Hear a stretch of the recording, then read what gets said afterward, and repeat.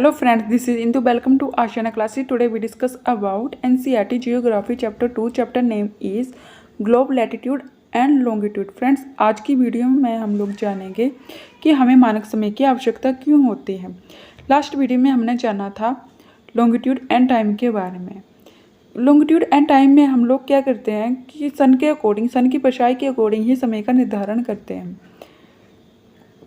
जैसे सुबह के समय आप लोगों की परछाई कैसे होती है, लंबी होती है, और दोपहर के समय जब सन जो है आपके सिर के बिल्कुल सीध में होता है तो आपकी परछाई छोटी होती है, और शाम के समय फिर से आपकी परछाई लंबी हो जाती है। तो उसी के according he longitude and time का निर्धारण किया गया था, जिसको हम स्थानीय समय के नाम से भी जानते हैं। तो फ्रेंड्स, जो सन है वो किसके अराउंड घूमता है? वो घूमता है गैलेक्सी के अराउंड। और जो हमारी अर्थ है वो किसके अराउंड घूमती है? सन के अराउंड घूमती है।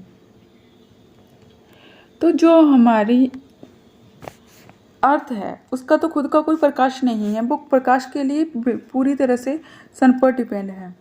जब हमारी पृथ्वी घूम रही होती है तो क्या होता है, सूरज का प्रकाश पृथ्वी के जिन स्थानों पर पड़ता है, पृथ्वी के जिन जिन इलाकों में पड़ता है, वहाँ पर क्या होता है, वहाँ पर दिन होता है, और जहाँ पर सन का प्रकाश नहीं पहुँच पाता वहाँ पर क्या होता है, रात होती है।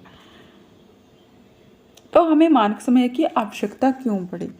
मानक समय वो समय है जो कि किसी देश या विस्तृत भूभाग के लोगों के व्यवहार के लिए स्वीकृत होता है।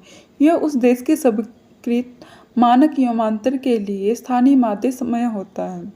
हमारे अपने स्थानों के लिए स्थानीय समय कहलाते हैं, क्योंकि इनसे तो जो होती है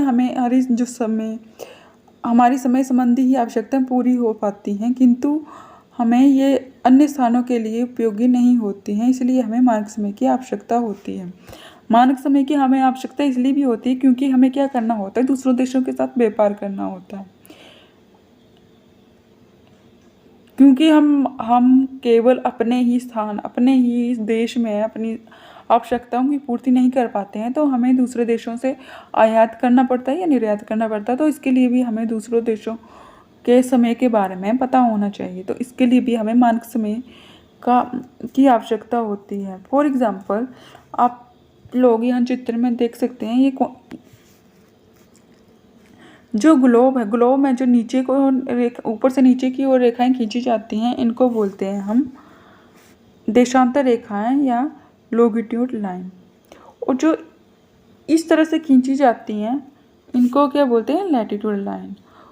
जो लॉन्गिट्यूड में एक लाइन ड्रॉ की जाती है बिल्कुल ग्लोबों के बीचों बीच, लॉन्गिट्यूड में खींची जाती है, इसको क्या बोलते हैं हम? इसको बोलते हैं हम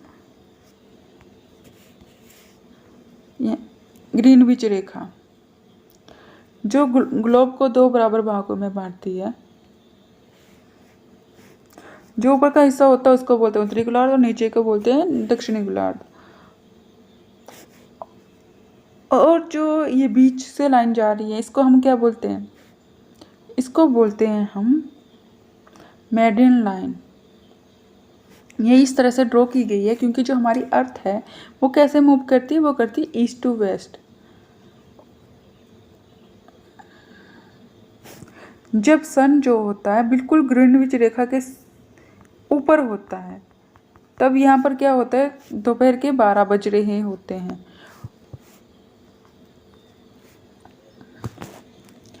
और वैसे ही हमारे इंडिया में भी एक लाइन ड्रॉ की गई है जिसको हम बोलते हैं मानक समय। ये जो लाइन ड्रॉ की गई है कितने अंश पर है?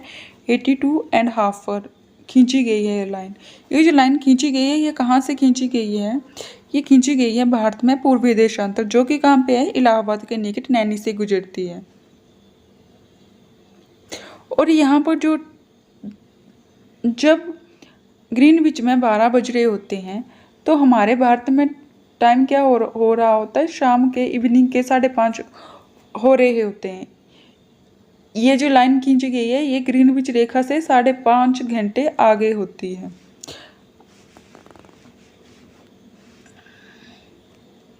तो फ्रेंड्स, आज की वीडियो में हमने why do we have standard line के बारे में जाना। यदि आपको मेरी वीडियो इन्फॉर्मेटिव लगी हो तो प्लीज़ वीडियो को लाइक कीजिएगा, चैनल को सब्सक्राइब कीजिएगा। Thanks for watching.